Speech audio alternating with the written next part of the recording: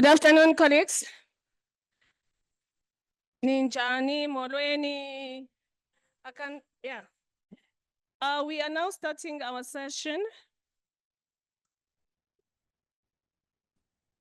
We continue with the music.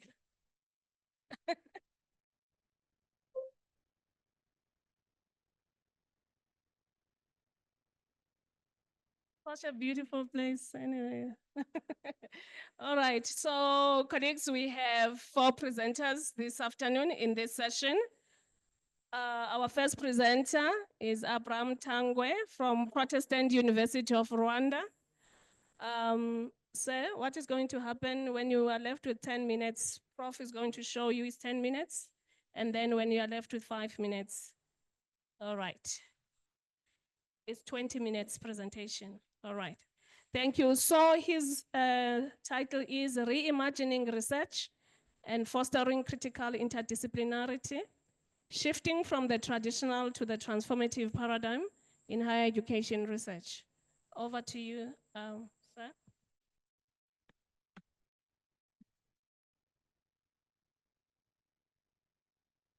Ladies and gentlemen.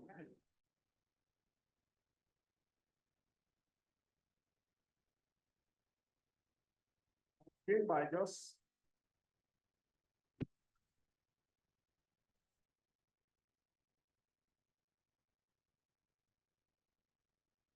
first, I would like to begin by excusing my technical things. My eyes are very good. You will see them dancing. Don't worry, I'm fine. And also, I am taking some drugs that I'll always take a sip of water so that my lips are not dry. So, having said that, this is what I am trying to look at this afternoon. Reimagining research and fostering critical interdisciplinarity, shifting from the traditional to the transformative paradigm in higher education research. This is the overview, very brief.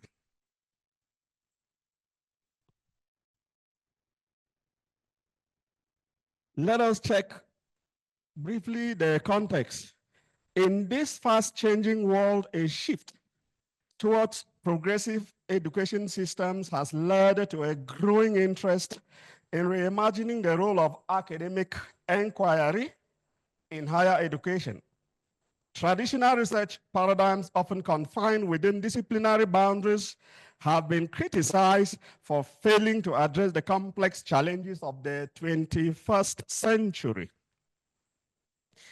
As such, critical university studies emerge as a transformative framework to challenge these limitations. In sub-Saharan African, the context, higher education institutions face challenges in implementing course or cues due to their critical orientation in traditional research and educational paradigms. That often emphasize lecture-based learning over critical thinking and produces educators unable to provide contextualized solutions to the challenges it faces. Again, in sub-Saharan Africa, reimagining research agendas and fostering interdisciplinarity, scholarship, and research remains a thorn in the flesh of African researchers. Moreover, attuning to the needs and concerns of diverse communities enhances the relevance and impact of academic research and linking closely with the values of social responsibility, ethical scholarship, and in this case, are the communities, the different communities confronted with this. And when you talk of communities here, I am looking at the Afrocentric and decolonized paradigms. Therefore, how is CUES strategizing to enhance the shift towards transformative education in Africa to enhance Afrocentrism and decolonization. I pegged this reflection with this question: how can higher learning institutions become the pace setters of contextualized and interdisciplinary transformative education and research in Africa? The sub-questions were: what are the strategies and policies intended to oversee the successful implementation of these indicators of critical teaching and research?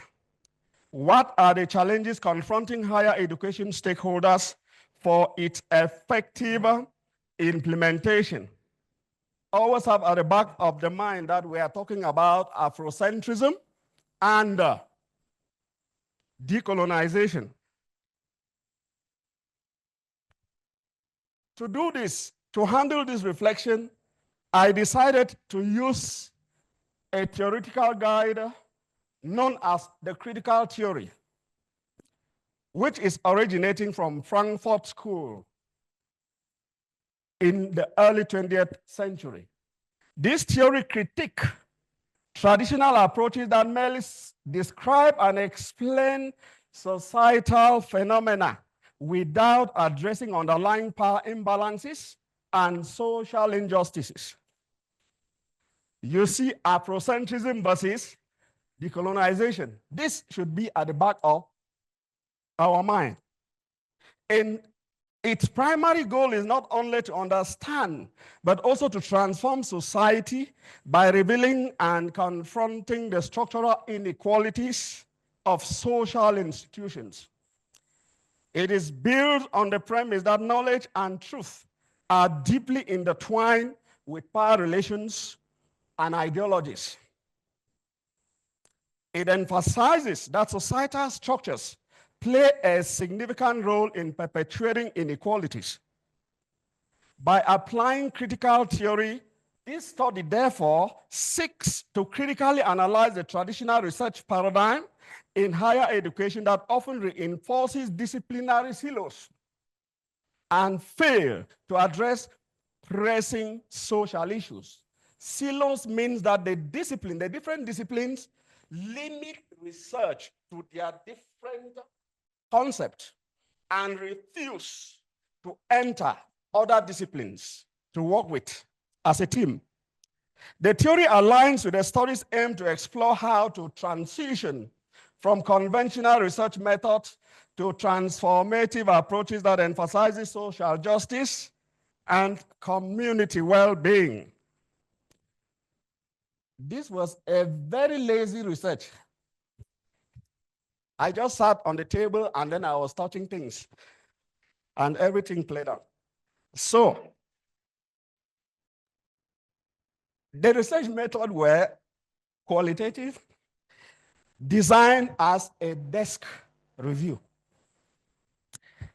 Data collection was documentary review to analyze and, determine the codes that can help us understand what we are talking about.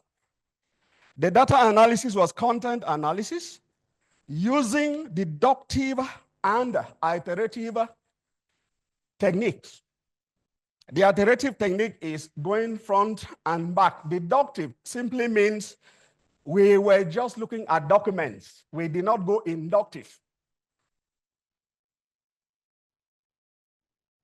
We have these brief findings.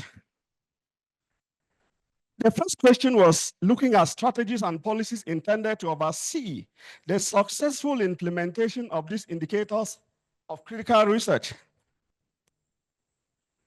We discovered that for this to happen, for research to stay in line with Afrocentrism, especially in the context of sub-Saharan Africa, the curriculum has to be redesigned. Second, the pedagogical reforms for student-centered learning is imperative.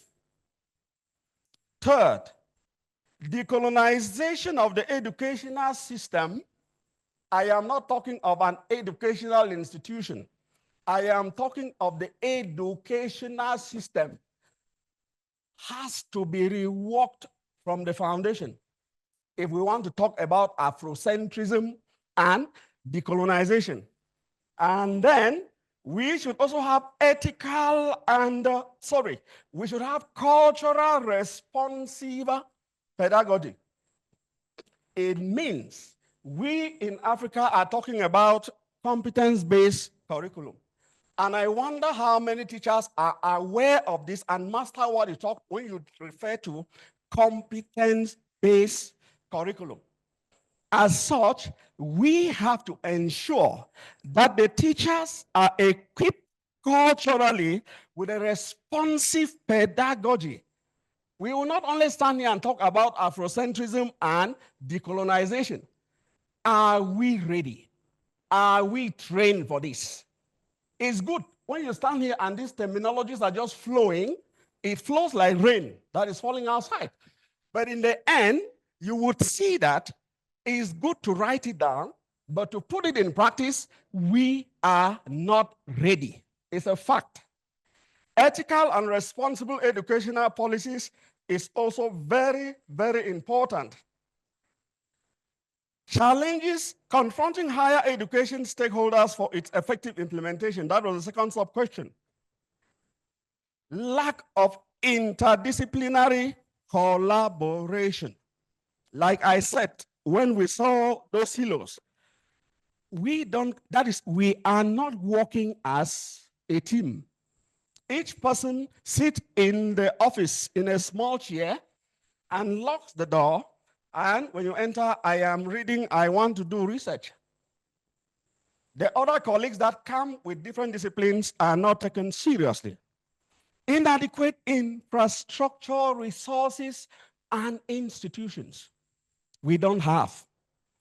Colonial legacy and Eurocentric education. I am always uncomfortable when we are talking about Eurocentrism and the colonial legacy. Think of it.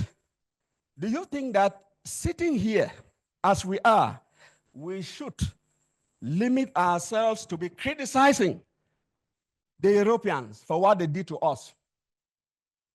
What have you done to decolonize yourself, your subjective perception of what you think?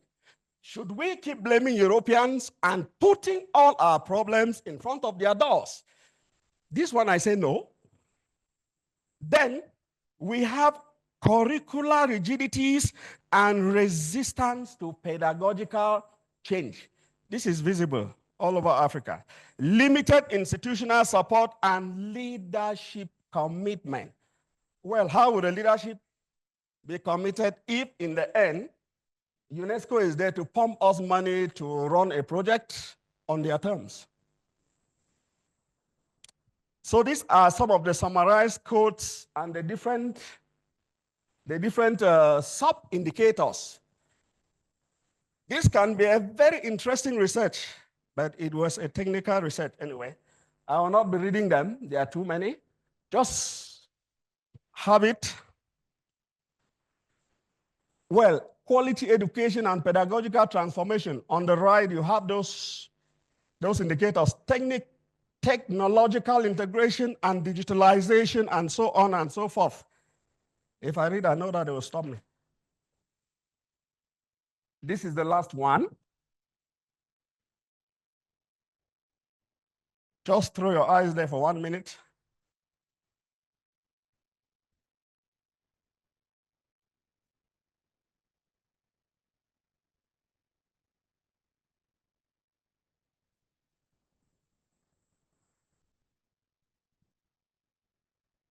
Implementation of critical research curriculum redesign is pivotal for fostering CUS and addressing the complex needs of Africa, Afrocentrism centered.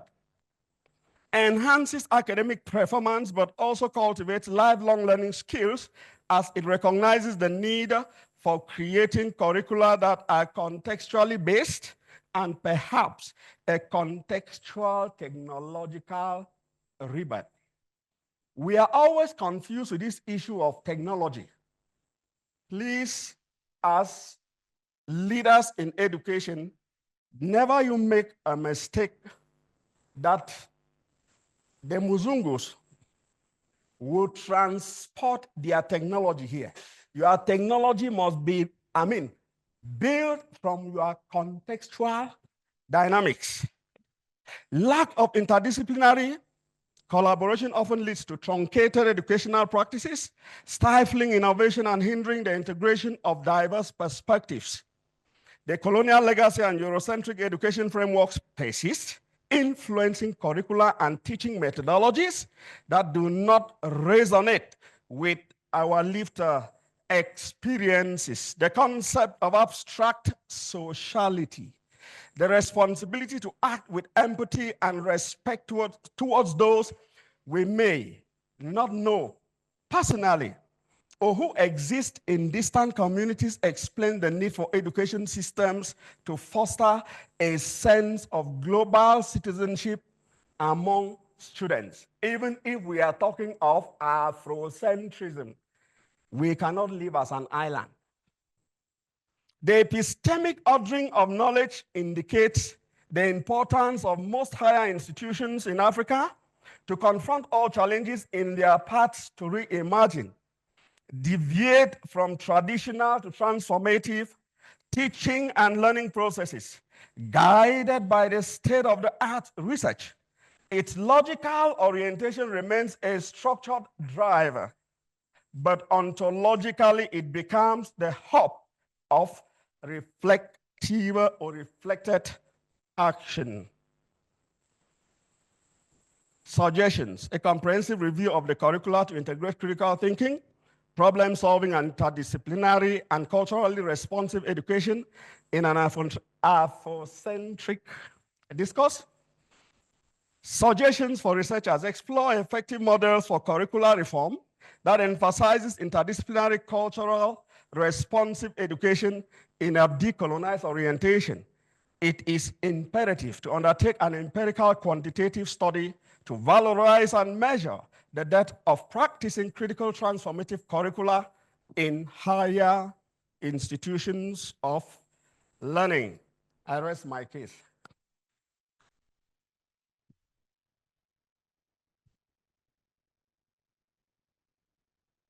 An insightful presentation. We are going to invite you later on, to respond to questions or comments that colleagues might have. So can we give him another round of applause? Okay. So at this stage, I'd like to invite Luzuko.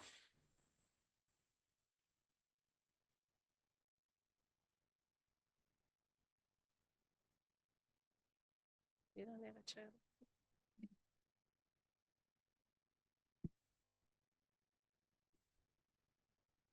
Right, so Luzuko Buku from Nelson Mandela University. His title reads as follows: The Importance of Decentered Critical University Studies in Understanding and Influencing the Transformation of South African Universities. So Luzuko, you have 20 minutes and Prof will be showing you when it's 10 minutes left and 5 minutes left. Thank you very much. No. Okay. You want me to use this one? Thank you. Okay. Thank you very much. Good afternoon, ladies and gentlemen. As introduced, I'm Luzuko Buku from Mandela University. The presentation that I'm going to make is based on the conceptual framework of my study. I'm currently a PhD student from Nelson Mandela University. So it's very conceptual. It's about introducing and contesting some of the concepts that I think we've been speaking about throughout the week. So there are no findings that you are going to get, but it's the deep dive into the concepts. I must say, Prof, I'm very happy to speak after you because also my presentation is very text rich. I've been seeing very nice presentations presented with tables and stuff throughout the conference. Now, the title of the presentation is, just to explain the change, said the importance of critical universities studies in impacting on transformation in South African universities. I've simply rephrased that title to speak to university transformation and critical university studies in the context of South Africa. The transformation of universities in South Africa has been a subject of research and policy discourse ever since the dawn of democracy in 1994. Of course, there's the definition of what transformation of universities mean is contested amongst the scholars, but there's general understanding among scholars and policymakers that it ought to be pursued, more particularly in relation to addressing apartheid fault lines, whose impact have been amplified by other emerging forms of discrimination and neoliberal corporatization. Now, in this presentation, I provide an outline of what university transformation means in the context of South Africa, and I will also include an illustration of how I think university transformation should be defined. I also foreground the importance of locating university transformation within the context of decentered critical university studies as a scholarly domain that seeks to contribute to changing universities positively.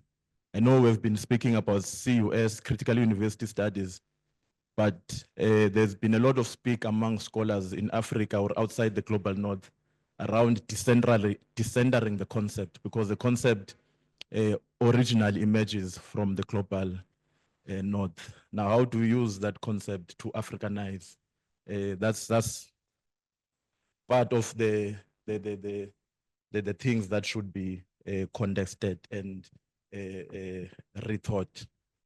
Now, in debunking the recent meanings of university transformation, I have observed that it means different things for different people and institutions depending on how they use the concept. The South African Human Rights Commission, for instance, the body responsible for human rights in South Africa, defines it as a university that is transformed as one that is free from all forms of discrimination, whether direct or indirect, and artificial barriers to access and success, as well as one that is built on the principles of social inclusivity, mutual respect, and acceptance, end quote. Now you'll see that the focus here based on that institution is on human rights, defending of human rights. So there's nothing speaking to epistemic transformation and all other forms that are relevant to transformation. A sensible but still limiting definition is provided by Universities South Africa, the body representing VCs in South Africa, vice chancellors, where it defines university transformation as decolonizing, deracializing, demasculinizing, and degendering South African universities, and engaging with ontological and epistemological issues in all their complexity, including their implication for research methodology, scholarship, learning, and teaching curriculum and pedagogy, end quote.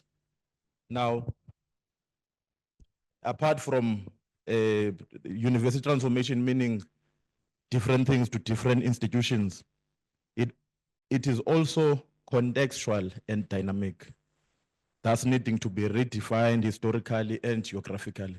I added geographically there just within the week, because having looked at the annual report and the strategic plan of Makerere University, I picked up for Makerere University, it will appear that transformation does not really talk about race, because historically they don't have that problem that we in South Africa experience. Transformation is talked on in terms of representation of different cultures and religions in the institution. Whereas in South Africa, race, gender become a very central concept. Now, Lange, I want to quote, says, transformation in higher education does not mean the same thing in 2014 that it meant in 1992. The actual achievement, for example, of access and regress, at least in relation to some aspect of higher education, means that transformation in 2014 needs to be redefined in terms of ever more conceptually sophisticated and politically radical goals. Transformation today has to be thought of in terms of, for example, equity in student access and outcomes, and the inclusivity of sociocultural and pedagogic institutional spaces, end quote. Now, using this logic from Lange, Prof. Kitt and Prof. Swartz developed for USAF what they call, and the Oversight Committee on Transformation in South Africa, what they call a transformation a barometer. Now, according to the transformation barometer, they don't provide a definition, but they have key things that transformation of a university should entail. And now that is governance, leadership management, transformation, higher education experience, teaching and learning, research, knowledge production, societal relevance, and a community engagement.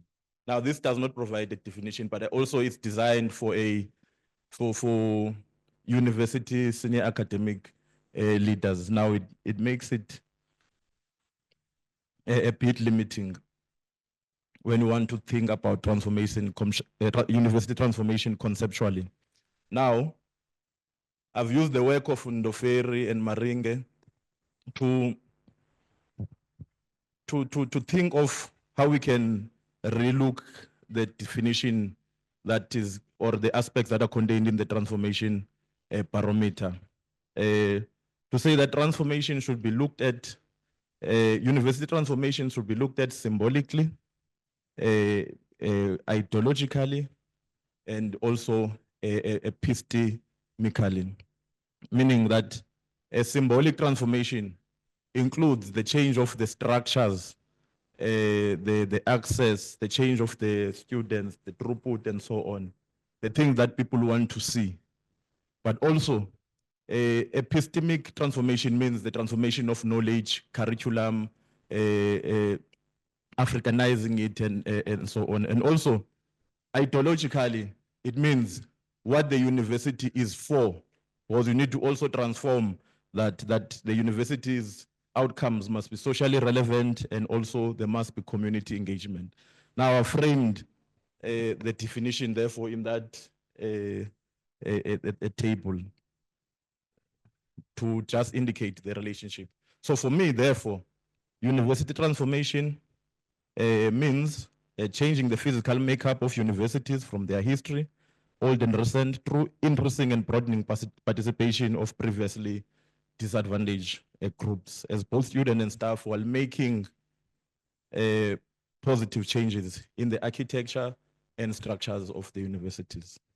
It secondly means transforming knowledge production and the curriculum so that it is well anchored within an African context whilst remaining globally relevant.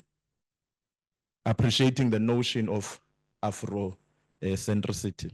It thirdly means transforming the universities to be free from ideological dominance, to be free spaces of teaching, learning, research, and community engagement. Meaning that because some of our cultures also have ideologies. Now, the moment a particular ideology dominates a particular university, it becomes an alienating space for other cultures. And I think that is the aspect of this. Now, how does this relate to critical university studies? The concept that we have come to discuss, the notion of Africanizing our universities around.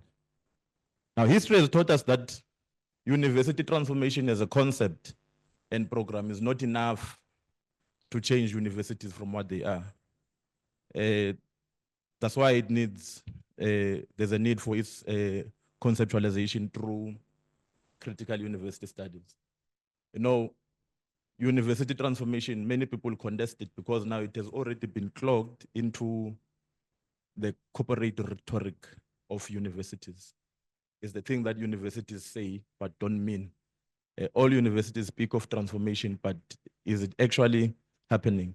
But now infusing it, an approach to it with a concept such as critical university studies, which is a concept that is aimed at tackling themes that are impacting on, am I 0 or 10? I will be fine. Thank you. No, the first paper to appear was the 0. Thank you very much. I should be very fine then. Now, the concept of critical university studies relate to distinct but related themes tackling the impact of neoliberalism on the university.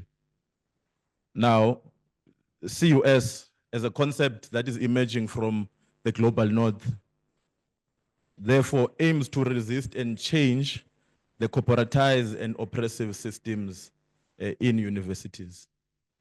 Now, with that, you'll already observe, and even the literature says, the concept is developed with the idea of contesting the neoliberalization in American universities and what happened with the disinvestment from American universities and the involvement of industry and so on. So the main critique of the concept, therefore, has been that it is too centered on an Anglo-American context, and as such, it simply ignores the important subjects that are essential in studying the university. Now, it means that scholarship on CUS has not really explored questions of transformation in relation to access, gender, disability, equity, and regress. And I think that's why there's been the push now from African scholars who are using this notion to speak about the decentering critical university studies, because within the body of critical theory that Prof referenced, it is still a relevant organizing concept to rally university activists or academics that are interested in studying and critically making changes in the university. Now, Dina and Prof Kid made this a point in the initial session. This is extracted from the concept note of our session that took place in Mandela University in 2019, that discursive fields, and I quote, discursive fields that produce and frame the meaning of higher education transformation globally and locally seem to have discharged social justice content and intent. These meanings are not only enslaved by a neoliberal social imaginary, they also actively contribute to the reproduction of the current university system and its discriminatory and exclusionary discourses and practices. Moreover, they steer what we have come to accept as the purpose of the university, and now the pursuit of such purpose is pragmatically expressed, end quote. Now, this statement underscores the fact that it is essential to move beyond the traditional approaches to university transformation, as they are limited in addressing our challenge. Now, hence the notion of decentered critical university studies as a concept to impact on transformation. Now, the intention, as I indicated, is to unshackle the notion of transformation from university corporate rhetoric that is contained in strategic plans and annual reports. Now the approach, therefore, is to move away in South Africa from approaching university transformation only from a policy and state-led type of action. Now, decentered CUS inspires seeing university transformation beyond state action, university association, and oversight bodies. Now, it South African universities, therefore, need to, the challenges of transformation in South African universities, therefore, need to be confronted by not only policymakers and leaders of universities, but by activists and scholars, more particularly who are dedicated to studying the university. And that's what CUS provides. Now, in conclusion, now I already made this point that CUS can influence the transformation of our universities through contesting the power structures in universities, and can be one of the initial steps towards achieving an Afrocentric university. So any study or approach to meaningful action that is rooted in CUS therefore becomes crucial, and that we do not end at outlining the challenges on transformation, but will inspire positive activist or bottom-up actions that are aimed at achieving transformation. I think the point is that we have left, as players in the university, we have left transformation to senior administrators. We have left it to policymakers. In South Africa, we speak of the tree steering mechanism. That transformation is looked at through quality assurance, funding, and enrollment planning. Now, that's all of those three features of transformation are state related. The enrollment figures are determined by the Department of Higher Education, working with the enrollment planners in the universities. Quality assurance, as much as it's done internally, but it's done by the Council on Higher Education of the various organizations, and funding also is done by the state. Now we need to think of transformation as something that must be inspired from the bottom up, with us playing an active role. Now it is my view, therefore, that this will unshackle the concept of transformation from meaningless university corporate rhetoric. Thank you.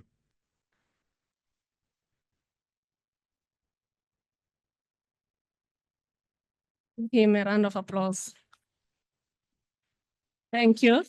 We're going to invite you back after all the presenters.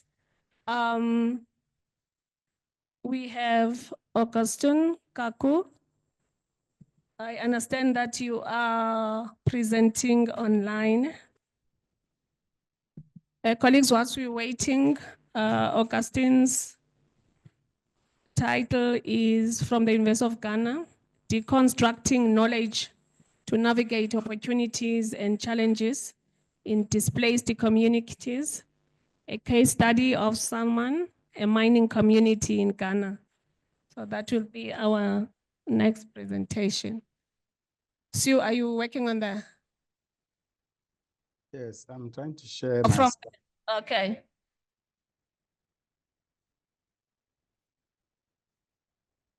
Colleagues, may I request that if we need to respond to our cell phones when a colleague is presenting, if we may you just kindly excuse yourself, because as we are listening, we really want to take this seriously.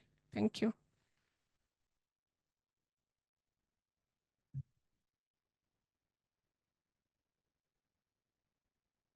Mr. Kaku, you can, Dr. Professor, you can share your screen.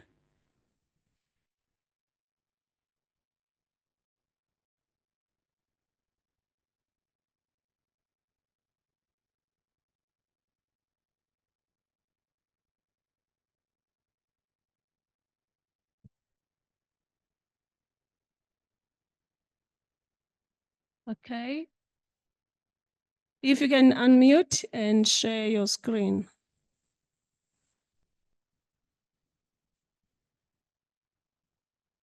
Oh, there we go. Okay, so I will have to, I don't know if he can see from here. Can you see me? Dr. Kaku, can you please unmute?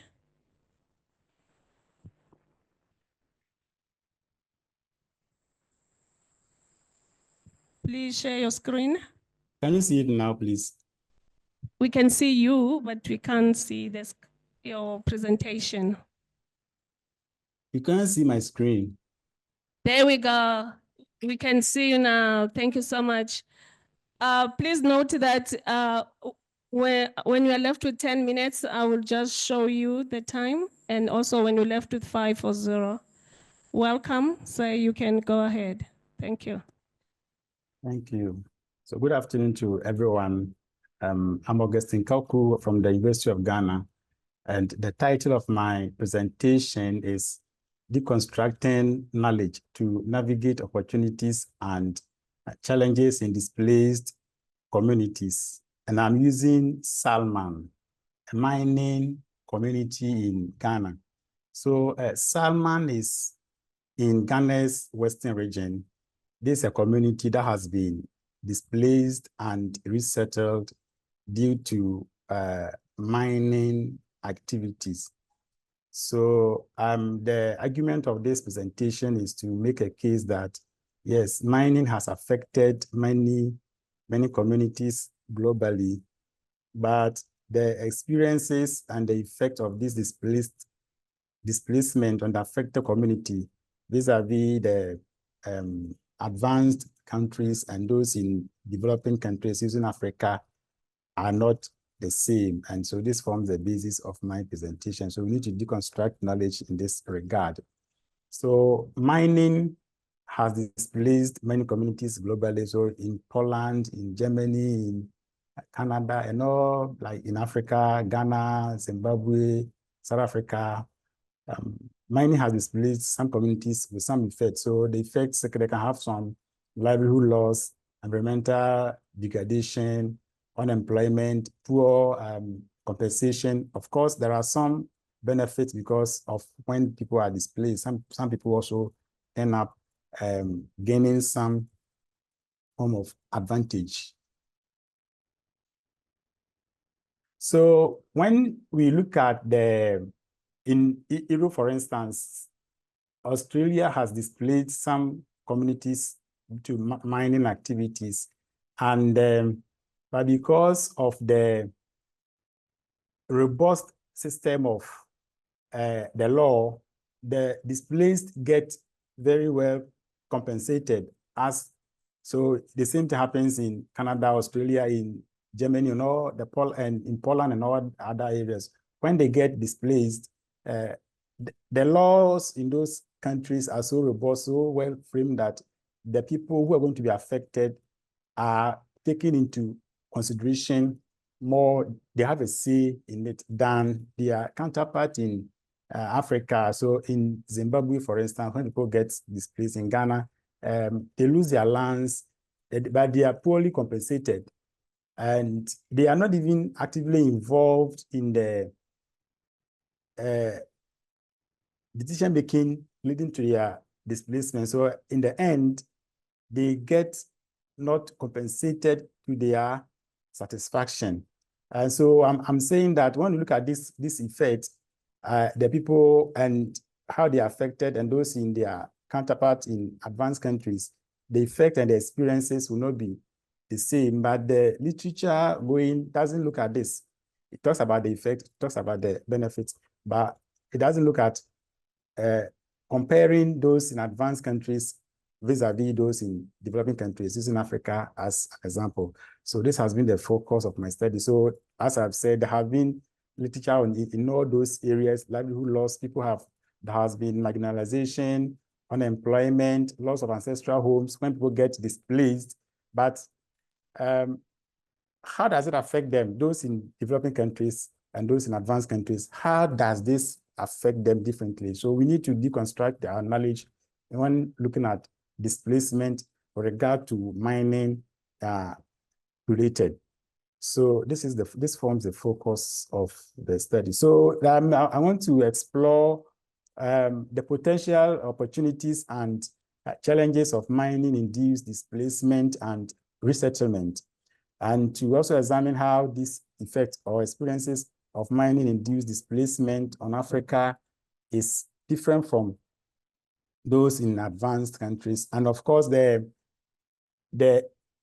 theme of this conference, because looking at how higher education institutions can play a role in this effect of mining affected communities.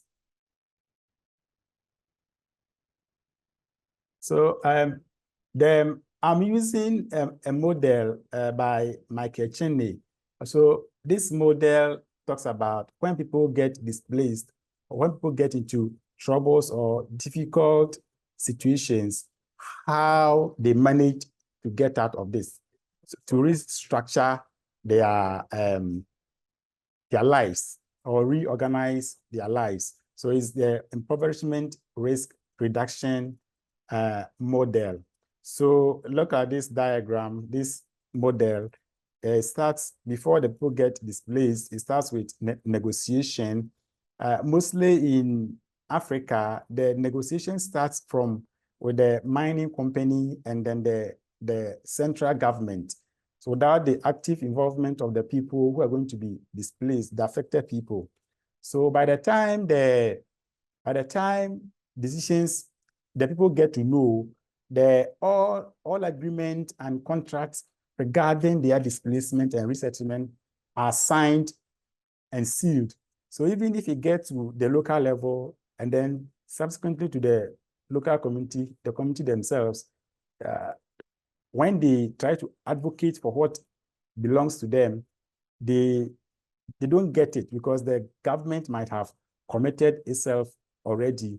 And sometimes some of these mining companies have mother companies abroad, who also interfere in the processes to aid the displacement of the people, and they lose their lands. So the effect, on the other hand, if you go to advanced countries, due to their law system, the laws that protect them, they get better services when they are displaced, better support system when they are displaced than those in their counterparts. So I counterpart in developing nations. And this is how I'm trying to, this is the argument that I'm trying to make in this presentation.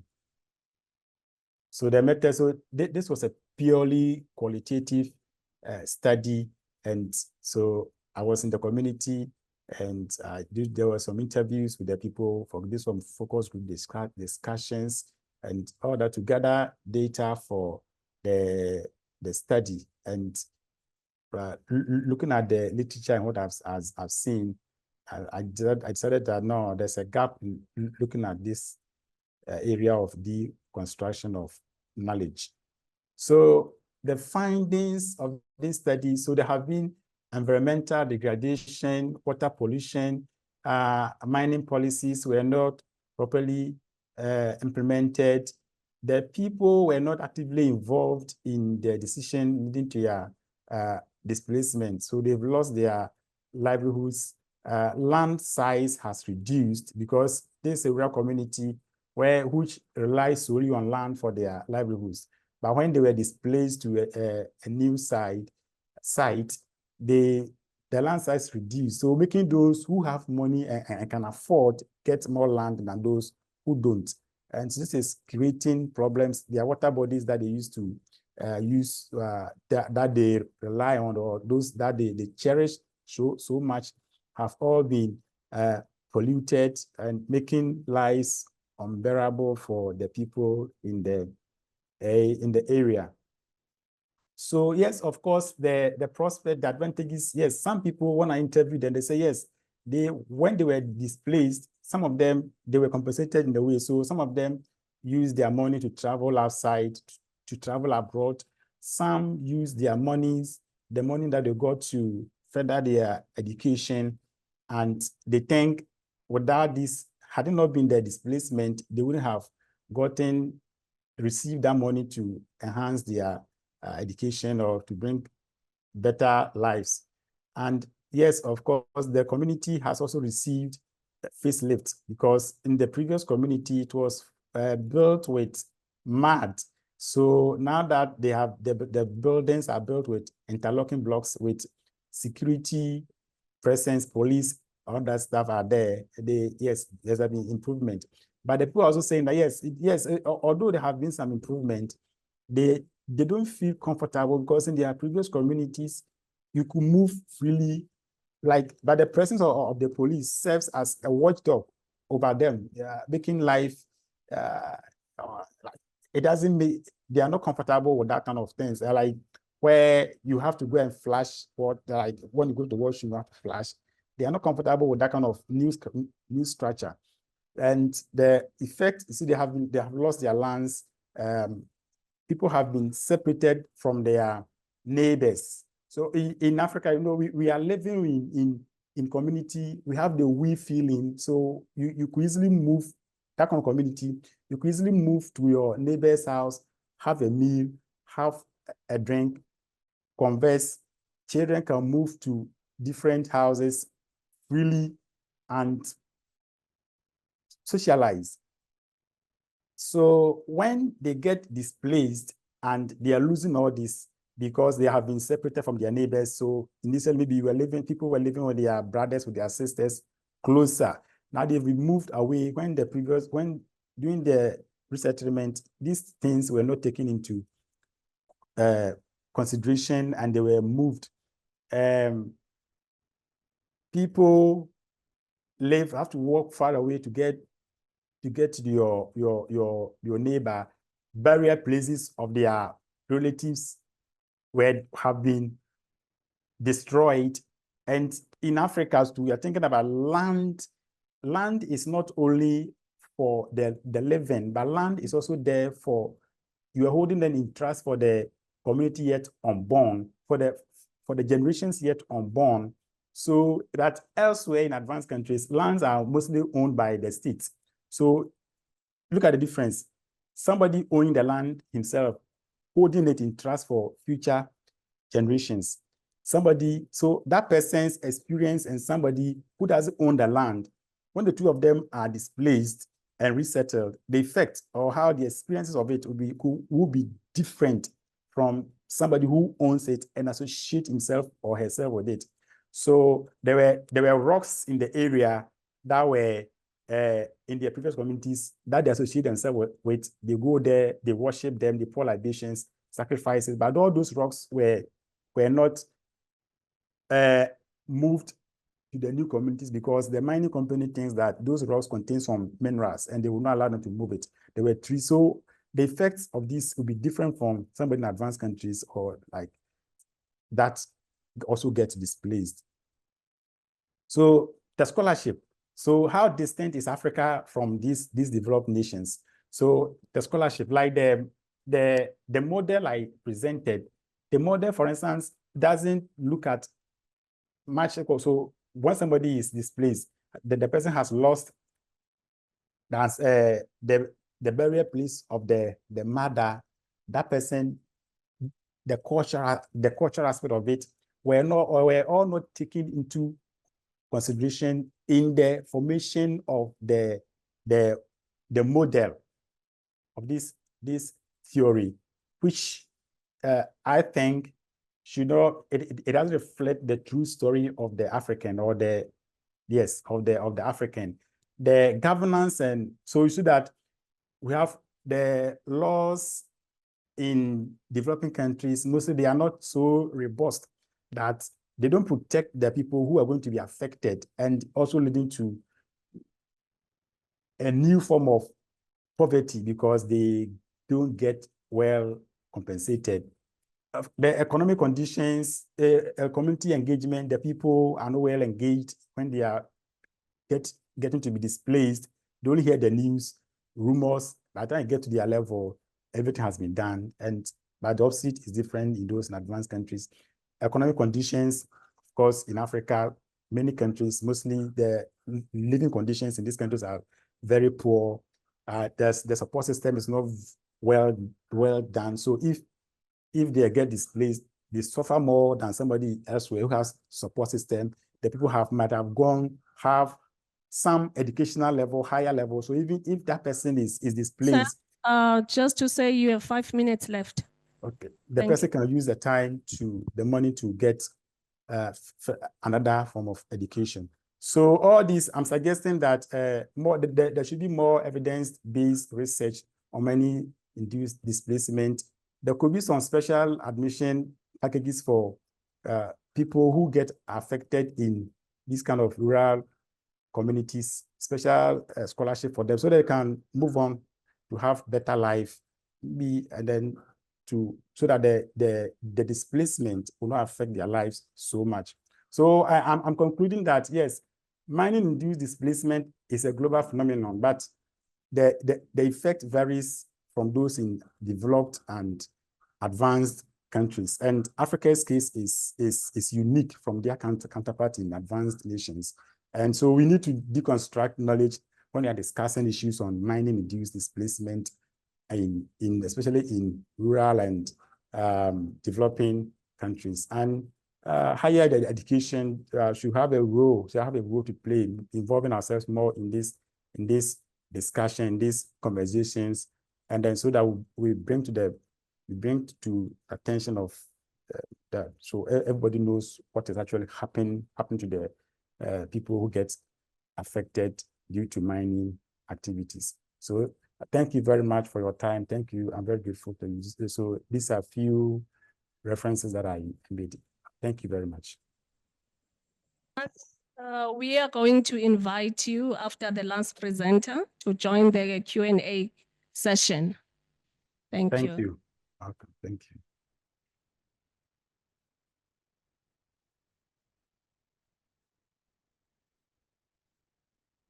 Thank you. Our next person is James Gomisirija. Sorry for pronouncing it wrong. Or you want me to say the clicks? The clicks, you don't want to hear the clicks. All right, the closer.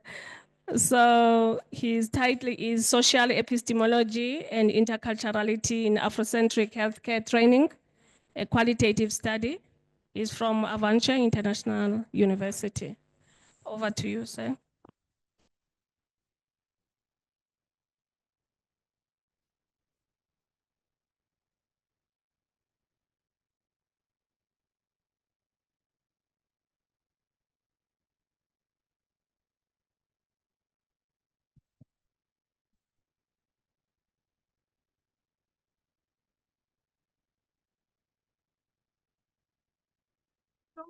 Just tap anywhere, tap, or you can use the person. Thank you, Professor Su. Good afternoon to all of us. So I'm presenting social epistemology and interculturality in Afrocentric healthcare training. It is obvious that in the information age, if we consult the veritistic social epistemology of Goldman, that epistemic sociality is very important. For science to operate as a collective enterprise in, of course, achieving various aims.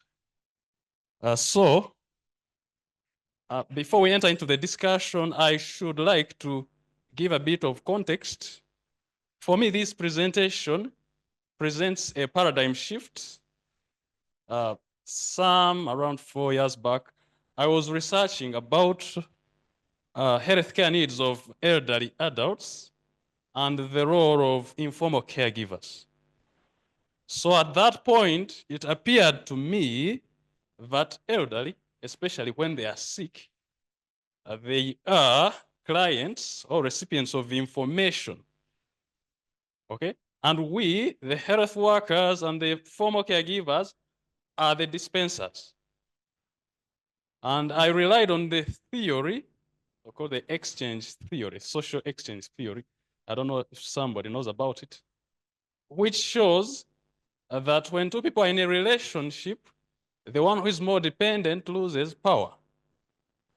So now when we translate that into the field of epistemology, it is as if I'm dictating information you are consuming.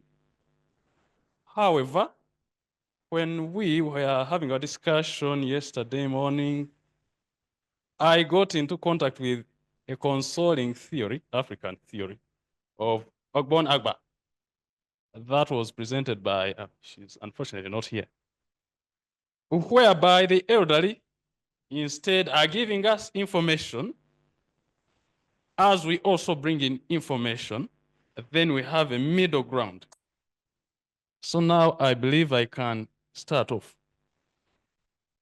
So why we say epistemic sociality is, or knowing together, is important. We can use a case example of Thagard's study, whereby he looked into the problem of one disease, which is peptic ulcer disease. And prior to his finding, prior to his study, it had been predominantly believed by health workers that really peptic ulcers is just a result of too much acid in the stomach.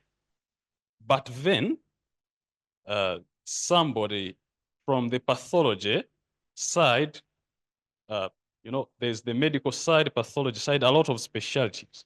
So somebody from the pathology side discovered that there are bacteria in biopsies or samples taken from people who have died of peptic ulcer, with peptic ulcer. And then a microbiologist now, somebody who studies bacteria and stuff, had to come in and test samples and examine them and compare, and found that really there was involvement of bacteria. So the former consensus, that which we can call premature, had to be cancelled and a new one built. Why? Because of epistemic sociality.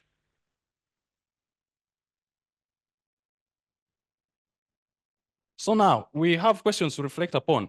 So does social epistemology as we know it, especially from Goldman, accuse the African healthcare training of not doing enough to foster interaction between agents of knowledge production and sharing? That includes myself, all those who are involved in training healthcare workers. So in the end, we want to answer how to achieve culturally competent care through Afrocentric healthcare training. So culturally competent care means that you are aware of the culture of the people you're serving. You are trying to be culture specific. So you know your person that you are taking care of in and out. You know their beliefs, you know their cultural practices, you know what you can change and what you cannot change. And so that is what we call culturally competent care. You are aware of the culture, which is, of course, at the center of Afrocentric health training. So basically, I did a documentary review. I tried to look up for constant denominators, denominators or thematic analysis. And I first tried to understand social epistemology and the bearing it has, especially in relation to what we are aiming at, Africanizing healthcare training.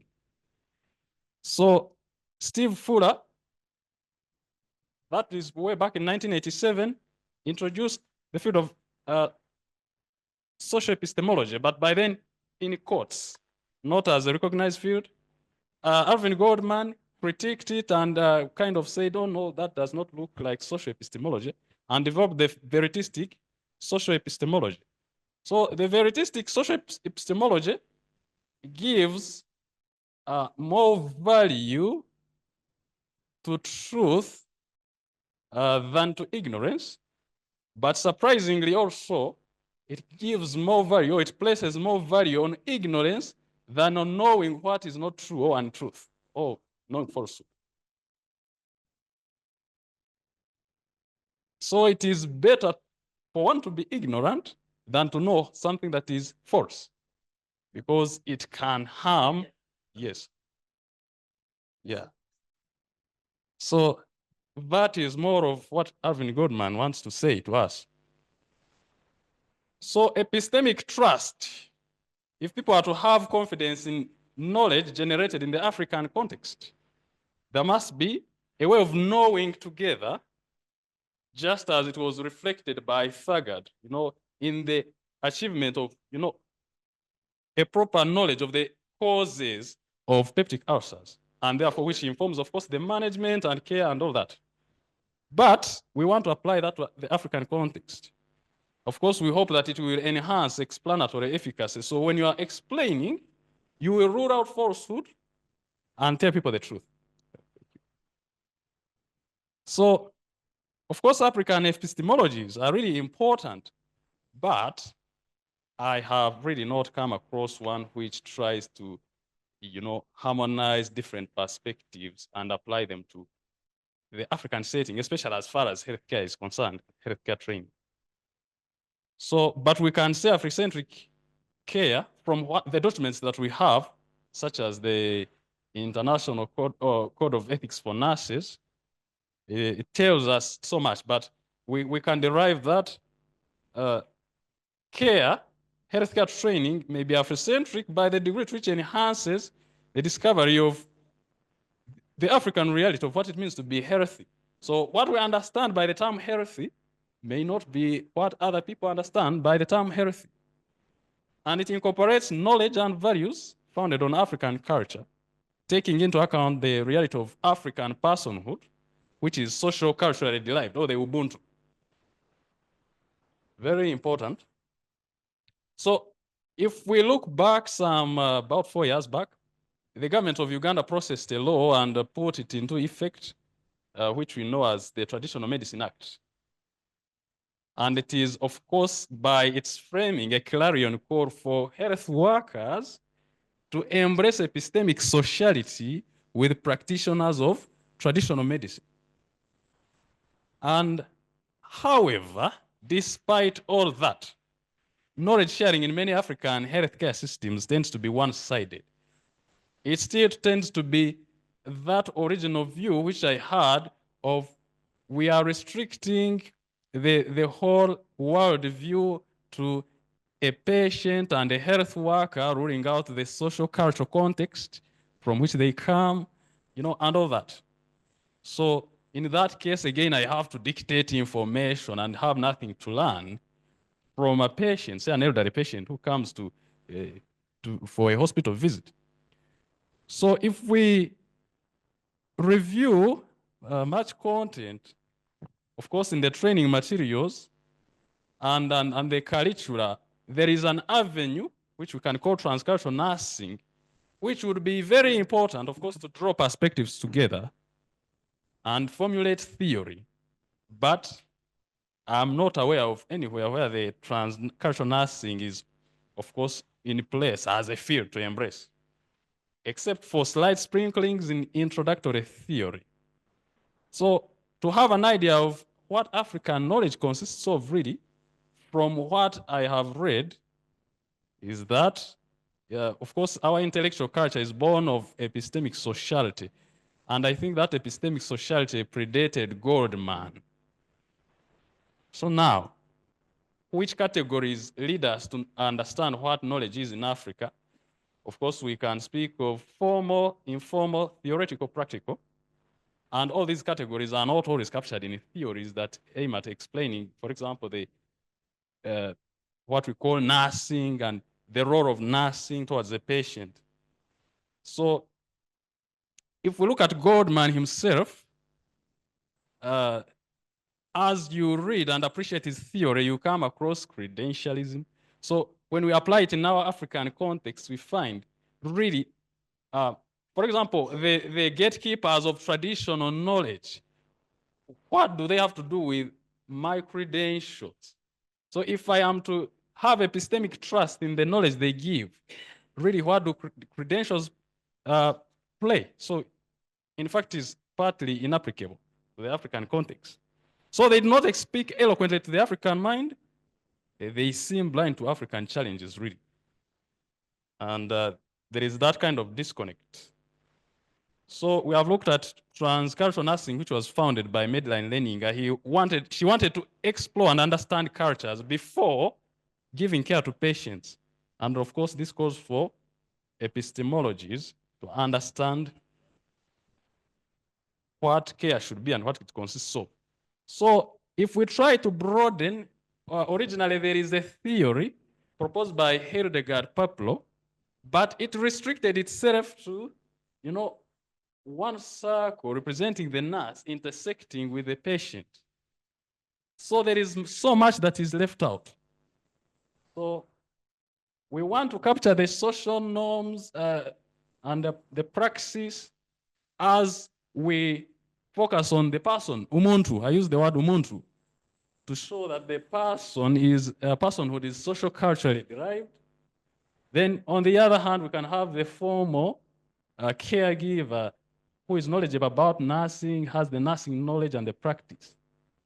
And then culture and health instead are the ones that interlock. So you cannot restrict the whole world view to a health worker patient or a nurse patient relationship.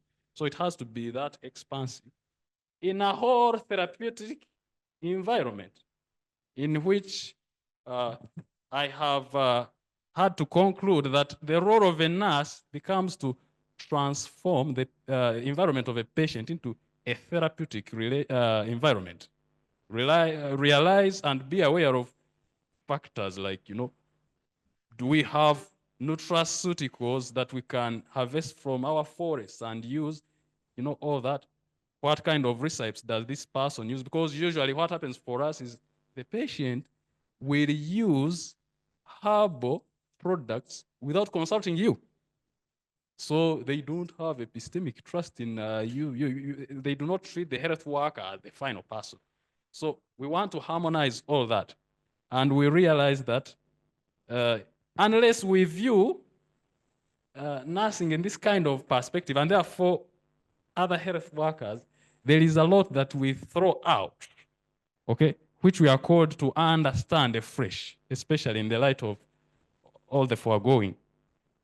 So I'm constrained to say that today's person is born swimming in knowledge, really. There is a whole sea of knowledge and there is a lot of eclecticism. But in accordance with our limits, we want to view, we want to look at the world view of healthcare, a person in the world of healthcare as like a village watchman, is trying to cross a pool, okay?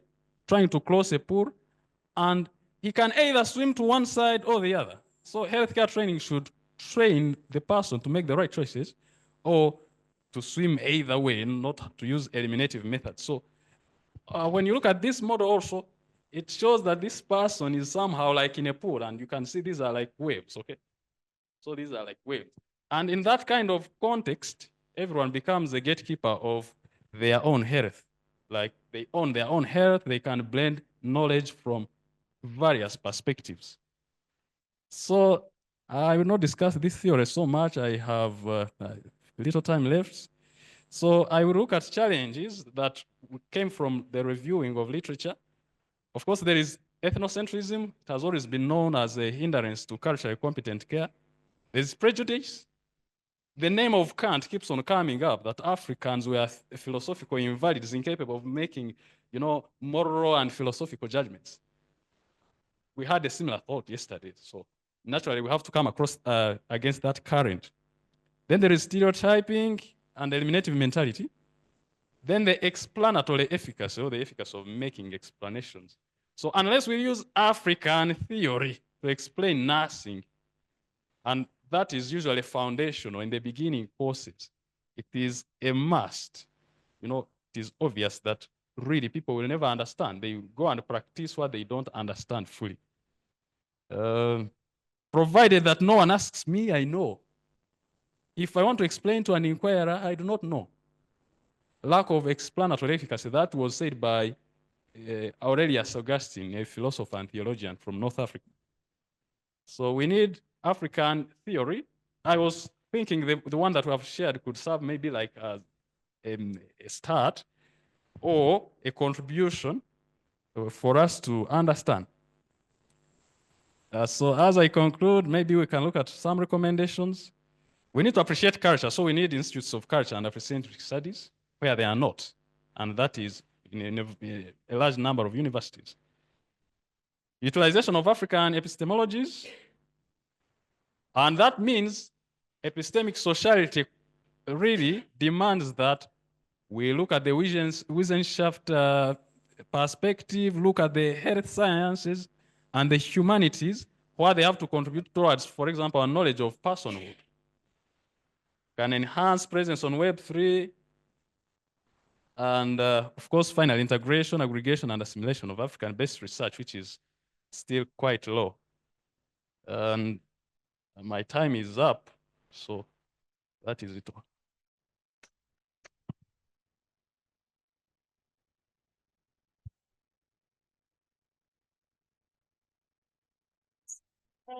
Thank you so much. Thank you so much. Colleagues, I'd like to invite you now to come in front. The presenters, Mr. Buku, Dr. Kaku, if you may just avail yourself online. Say you have a seat or you are already here. Yeah, Colleagues, please. that time for question and answer. And then after the question and answer, I've asked Prof. Bayaga to just do a summary so that when we go home, at least we have something in mind. Right. Anyone with a question or comment?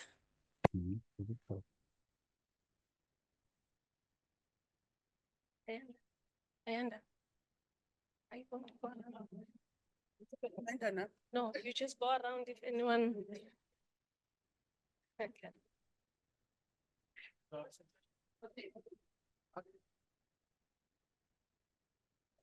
Well,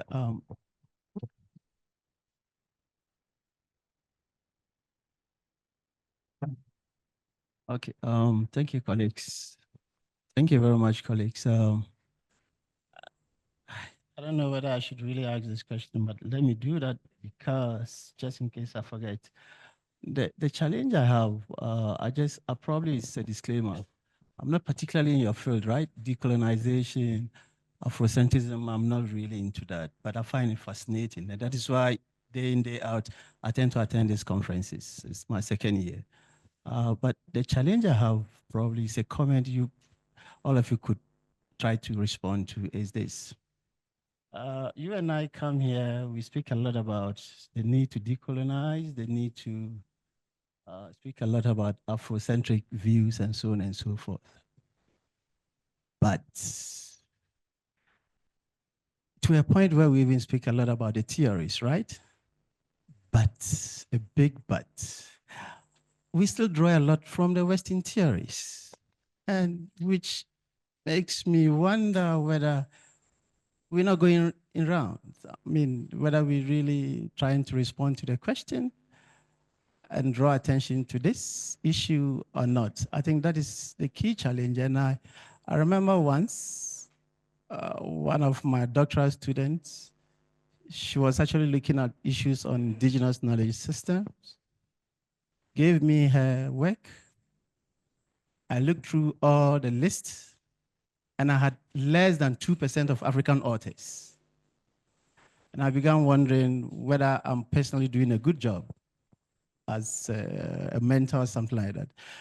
It's something I think all of you probably would try to respond to if you can, but I'll leave it at that. Probably when I'm summarizing, I'll speak a lot to that. Thank you. Thank you, Prof. Thank you very much, Prof. It looks like the question you have asked is the question you already answered yesterday. This is also my preoccupation. We are talking Afrocentrism. We are talking decolonization. But where is the foundation? It's over there. I asked a question during the presentation. Are we ready with what we are introducing as Afrocentrism and decolonization? A lot needs to be done. We are not ready for this process. And you see the way that the process has been introduced, it looks like you are just, pushing it down the throat of everyone sitting here. They are not ready. We should be honest about it. As such, what do? We have to go back there, borrow something, and just do it and go out. It's as simple as that. Of course, if you look at it very critically, this concept, Afrocentrism, has been handled very sparingly by African authors.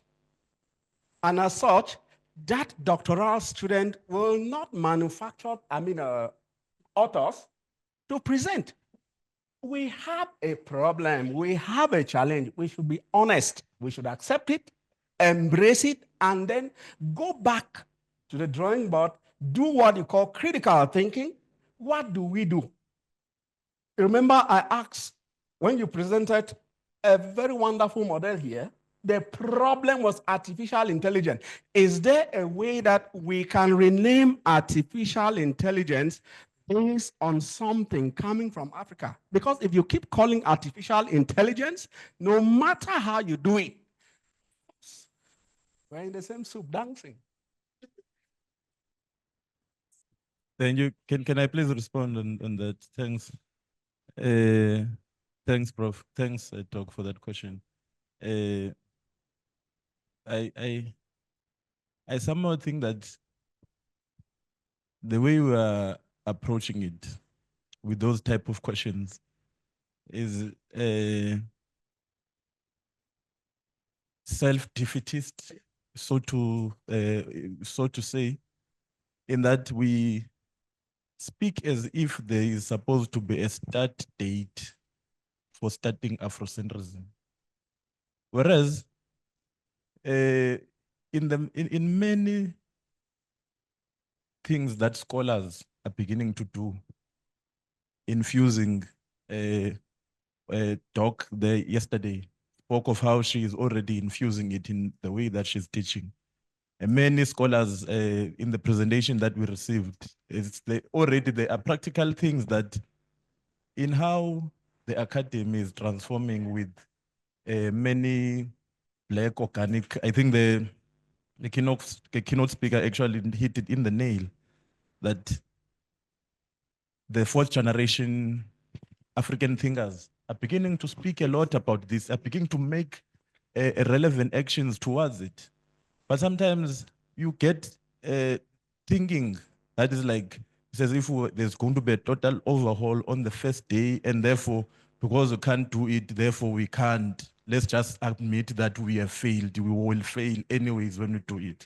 I think that's not a good argument to have as academics, because we are building from somewhere. And also, knowledge is knowledge. Knowledge should be original, but knowledge cannot be not based on other forms of knowledge that exist. Now, even if you say decolonize, I noticed with you, Prof, you borrowed from the Frankfurt School, but the manner in which you have presented your paper, in a way, critiques the Frankfurt School, but builds from that work. And that's the manner in which knowledge, I understand it. So to answer your question, there is no way of escaping it. We'll be able to, we'll use various theories, but it does not mean that therefore we've totally failed in the project. And there's no start date in my view. Thank you. I just want to give Dr. Kaku a chance. You may go ahead. Good, thank you very much. I must say that I'm not yet a doctor. I am a PhD candidate, so I'm not I'm not yet a doctor. So let me. But this is an interesting question. But I think that it is better we start advocating for this than leave it not doing anything about it. For instance, the course sociology, for instance, we are made to know that the founder is an European, Auguste Comte. But during the coursework at the University of Ghana, we are reading about people like Ibn Khaldun, who started writing about sociology long before Auguste Comte and Emile Durkheim, for instance, were born. So if we keep on advocating for this, with time, we'll get there. I know it's not going to be maybe in our generation, but gradually, as we keep on making this argument, such as this conference, and then the focus of ACUSAfrica at various presentations and various places, Africans writing more, a time will come, all the argument that we are making today will be known by sometimes people who will come after us. So we are starting it. If we are not even able to achieve what we are looking for now, in the future, those who come after us can see the fruit of our labor. That is what I think we can be done. Thank you.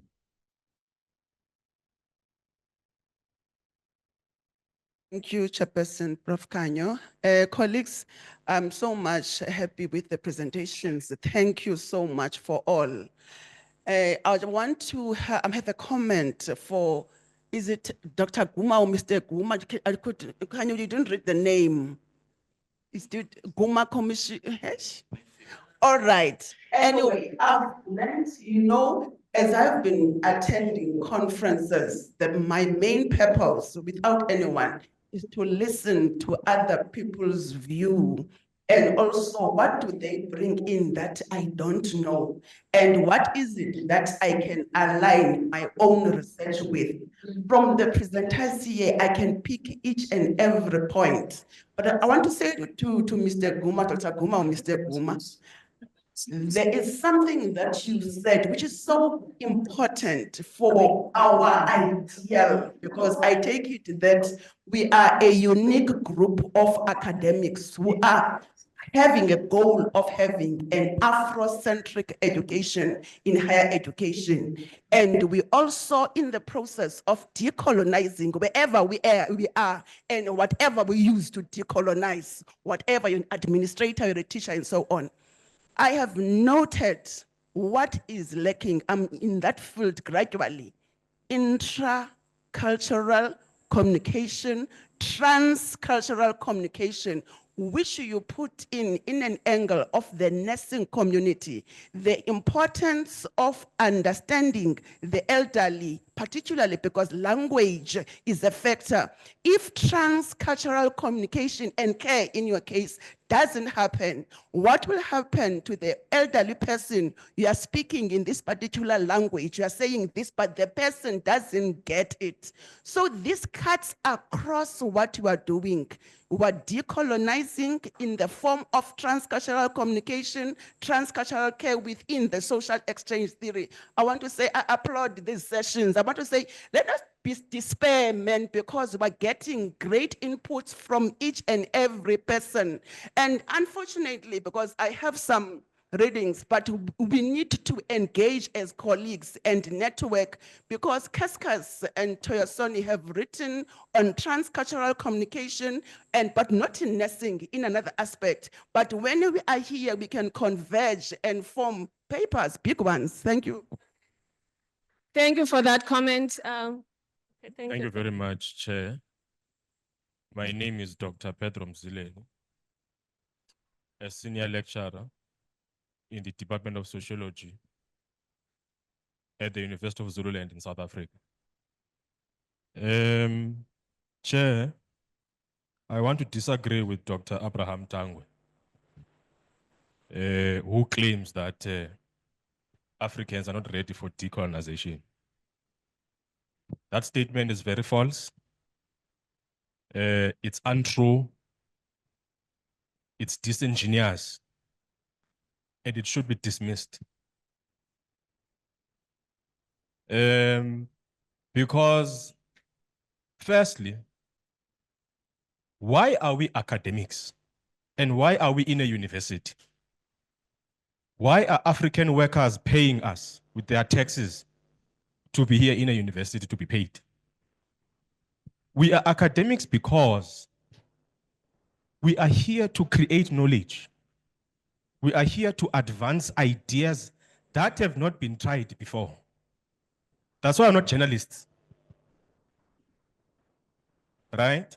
That's why we are not imbongi, praise singers. We're not spokespersons of the government. We are academics. And academics is someone who clarifies things that are not clear to society. An academic is someone who says things that society is afraid to say, right? You stretch new ground that people have not tried before. That's why we are called an academic in a university, a place of thought, a place where you stretch what seems to be impossible in a naked eye of a normal person on the road. So the minute colonization started in Africa was also the minute decolonization started. You don't abuse, oppress, and dehumanize people and think that they're not going to respond. Africans have been responding to colonial rule since the beginning of colonial rule. And decolonization has many areas and sites of struggle. Political decolonization is one of those struggles. We have women in this room today at Makerere University because there were decolonial struggles waged by the women's movement in the liberation movement against what? Against colonial political rule. Otherwise, women would not be in this room if there were no decolonial political struggles waged in the liberation struggle in Africa, right? Makerere University today has students who come from the working class communities of Kampala, the working class communities of Uganda, something that was impossible 50 years ago. Why? Because they've been working class decolonial struggles waged by the student movement of this country to ensure that this university is accessible to those who were excluded by colonial rule, right? And once we achieve political decolonization, in other words, removing the colonizer, it does not mean the struggle is over. Because you might remove the white colonizer as the face of the colonial state and replace it with a black face. It does not mean that systematically the evil of colonization is over. In fact, one place where colonization is more difficult to defeat, it is in the epistemic. It is in the mind, whereby when you are black and African, you always think in inferior terms about yourself, where you look at yourself as if you are incapable of doing things that Europeans and white people are able to do. We've been told many times in Africa, every time we're about to take political power, that Africans are not ready to be in government. We've heard those arguments before. We've heard those racist arguments before, and we're not going to accept them today. Africans are ready for anything that has to do with leading their own lives, including the production of knowledge that will undo this poison called colonization. We've always been ready and we're doing that work. In South Africa, where we are, we have defeated the racism of white people, not completely, but we're on the way of crushing it completely. And I was part of that generation of young people who were waging the Rhodes Must Fall movement. And today I am teaching the next generation of young people who will go out there to produce black knowledge for our own people. So you don't fight for justice in thin air. You'd fight for justice where you are. Where I am in Zululand, it's where human beings are. When I serve human beings where I am serving humanity in the world. Zululand is part of the world. Kampala is part of the world. You fight for justice where you are. That is how you're going to liberate the oppressed in the whole continent and the whole world, ultimately in the end. So when we are academics, we must stop saying to Africans, you are incapable of this, you are inferior of this, because that is a colonial language we must always defeat. We must always believe in ourselves and seek to always stand up and fight for our own liberation, including mental liberation that will make us stop coming to conferences to listen to people who are pumping the language of the colonizer. Thanks, Chair.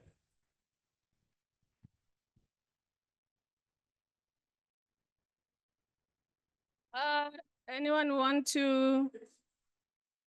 Okay. No, no, sorry, Prof, just a second before. We don't want it to be just a second, yeah. Okay, if there is no.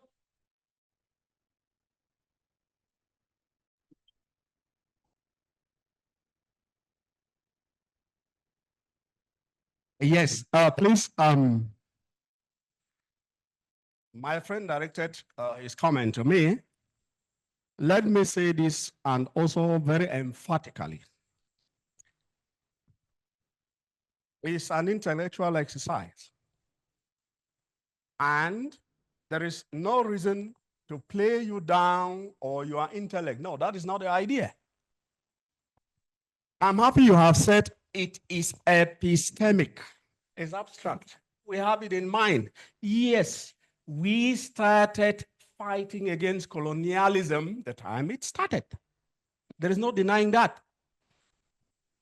What you have not really explicitly mentioned is the fact that when you talk of, educators that we are in the university to create knowledge. True. How many of us have created that knowledge that we need to give to the people? That is what I'm talking about. It's not saying that decolonization did not start when colonization started. Consequently, sitting here, we are not trying to downplay, we are not trying to play on the, mental faculties of Africans because we are unable to do it. What we are doing is reflecting how do we engage in this complete deconstruction of the minds of Africans. I'm happy you are using those words. But unfortunately, as we are sitting here, we are doing everything to make sure that something happens in the light of deconstructing our minds. Are we ready? Can we do this at this moment? We have started something, is good. That is the same trouble we have. That is what is worrying our heads. We are not here to say something that makes people angry. No, we are here to reflect. Where do we start from? How do we handle it? And I think when we get to the level where we can build this literature we are talking about, something serious will happen. We will not wait for our children to start this battle. It has already started. But the way it has started, something needs to be done to build, to cement the foundation. This is what I'm talking about. Thank you. I'm going to ask the gentleman online to say something, then you, Prof. I don't know, is there any other hand that I must recognize? Okay. Go ahead, Ebenezer Kingsley, online. You can unmute.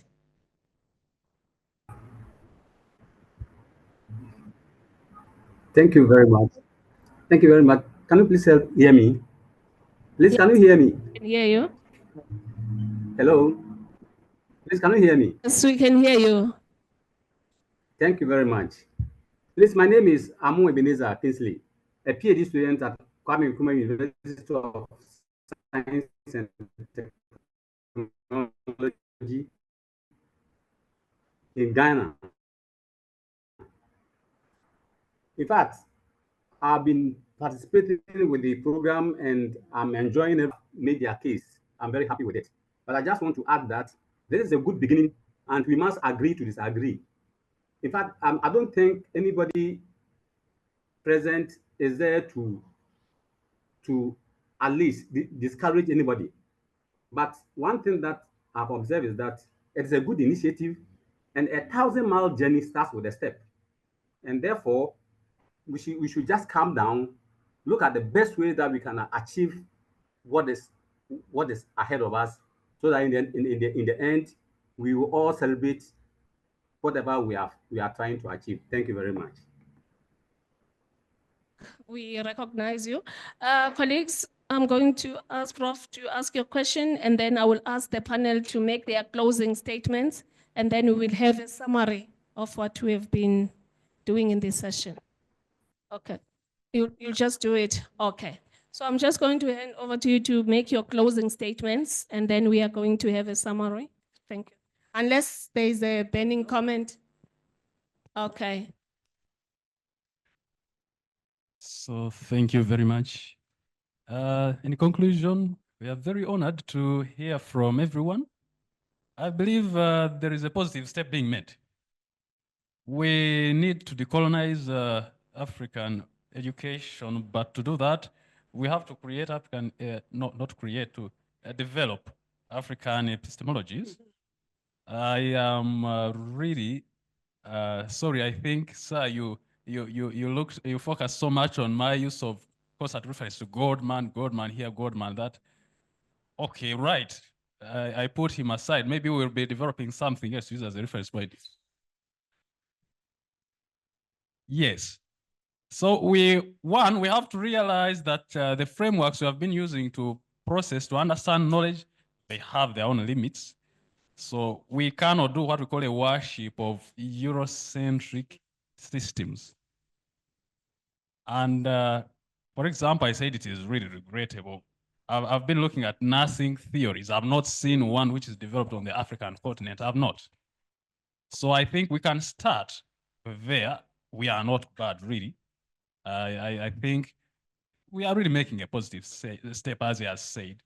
And it is within our ambit, within the ambit of everyone to make this step to decolonize African education. Thank you. Thank you very much. Now, to conclude, I must just thank everyone for listening in on the session and participating. I want to say, let's maybe avoid thinking in binaries, more particularly in a way that will stifle us moving forward on this topic. In the whole conference, I've been listening on presentations that are speaking on things that are being done by academics, more particularly young academics in various areas, trying to impact positively in our universities. And the debate, even if you think of many scholars, African scholars, the keynote speaker summarized it. There used to be a debate between African scholars and scholars in Africa. If you remember, there used to be that debate. African scholars bashing, scholars who are located in African universities, questioning scholars who are in European universities but who are from Africa, that they can't speak. And the debate ended there. It became a debate about not necessarily the content of transforming education and knowledge, but it became a debate amongst the Africans. Let this conference not be the outcome being the others who are supporting the notion of discolonization and Afrocentricity, and the others who are not supporting it, because then we won't be moving. There's no knowledge to be produced there. Of course, this notion must be critiqued. Also, must not agree that it can't be critiqued. It must be critiqued, put before the judgment seat of reason, but let's not have a debate that will be futile. Let the people who are continuing to introduce African-centric pedagogies continue to implement them. With that, we'll be transforming our universities. Those are the people that will rise up and be the next vice chancellors and academic leaders. Maybe the whole thing that we've been speaking about transforming our space making in our universities, recreating the architecture and so on, then we'll start to move then. Thank you very much. With all due respect, let me stand. First, I doff my hat to everyone who's been here and listening to us. We are honored that we had this privilege to have scholars like you sitting here, professors. My dear friend, if I step on your toes, forgive me, but we have the same battle we are fighting. And this professor like this, we are thinking the same thing, even if we say it differently. So the way you read me, you made a mistake. Dear brothers and sisters, this is a battle that we should appropriate. We have the responsibility to ensure that we win this fight. The only thing you have to fear in this battle is fear itself. I'm quoting Franklin Delano Roosevelt. The only thing you have to fear is fear itself.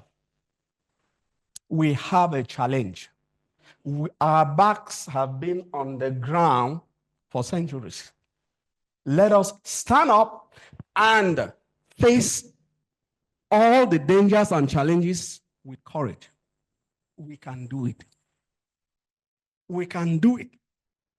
Let us not allow ourselves to be slapped on the face the second time. I also have a very strong background in history and political science. Let us look at things the way they are and pray that as we go ahead, even if the policies that we have in our different institutions are not welcoming and embracing Afrocentrism and decolonization, we should not fold our hands. How I wish you could sit in one of my class with my students and hear what I tell them. I pray that we should not take anything negative out of here. Whatever was negative, leave it here. Go out with a positive mindset that is thinking and see what we can do. And just to say that,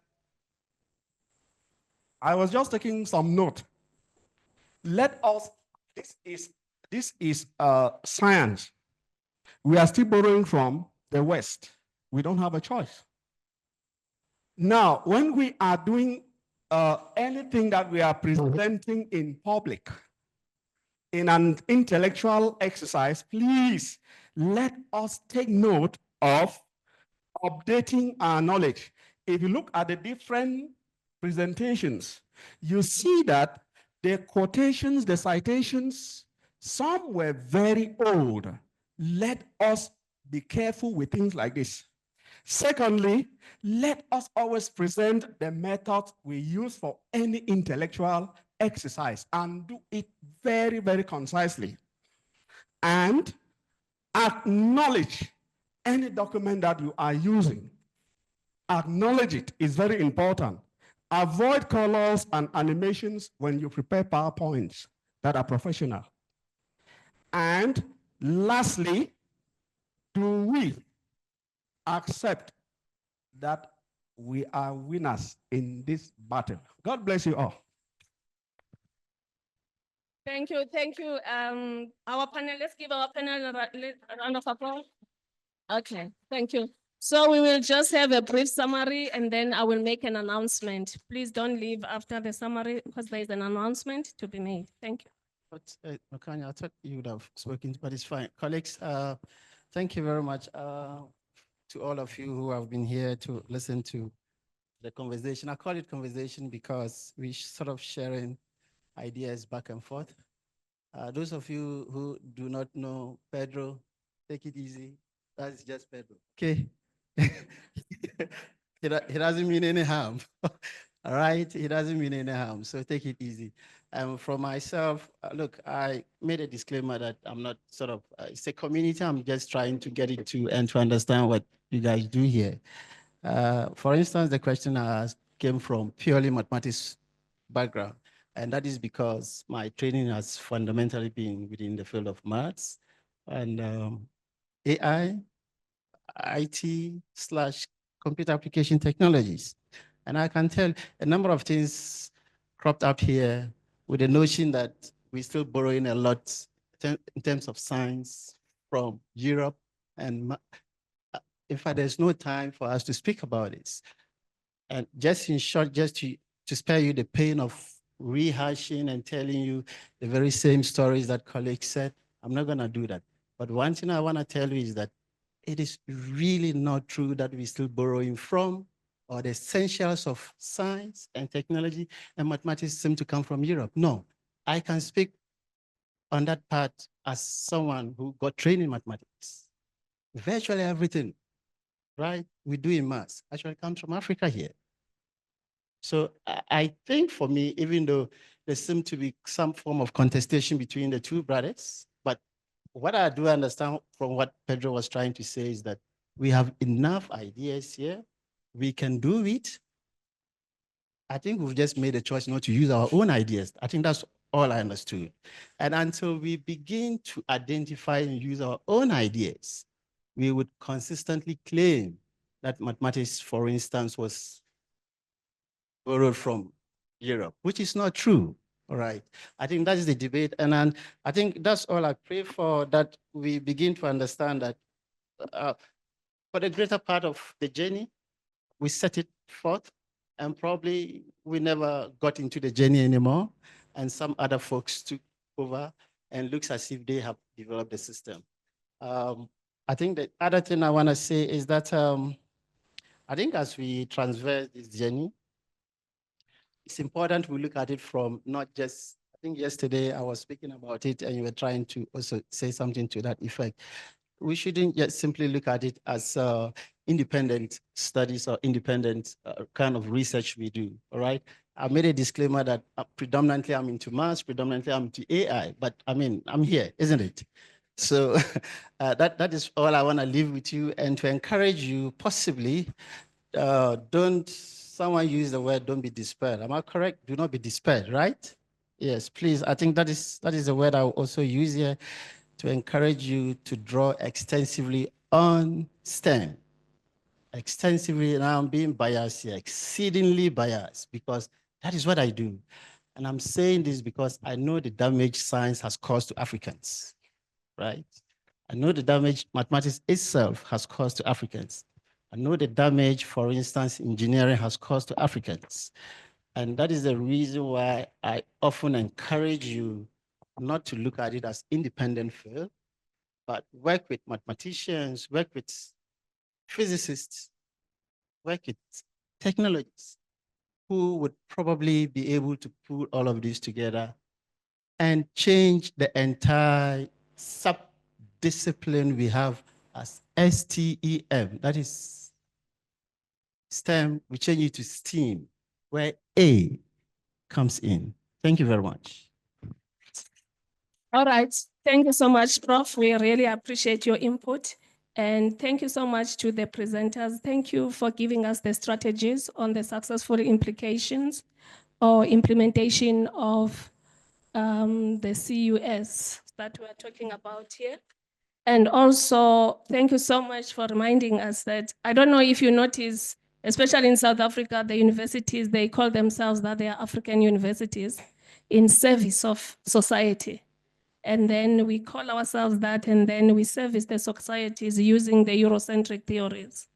So I think it's one of the things that I think we should be thinking about when we're thinking about transformation in these universities. And thank you again for talking to us about the effects, of the mining-induced displacement through the lens of knowledge deconstruction in the case study that you presented, sir.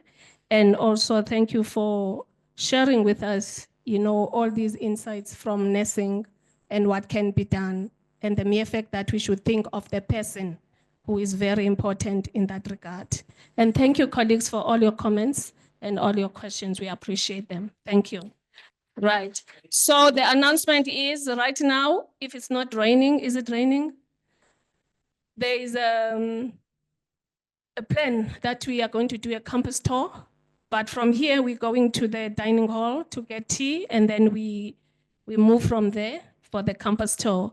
And then, colleagues, you are requested that at 6:30, then we meet back in the dining hall for the closing program, of this conference. So there's a lot. I was told I mustn't tell you, but there's a big surprise. And therefore, you all ought to be there at 6:30. So thank you so much for your time.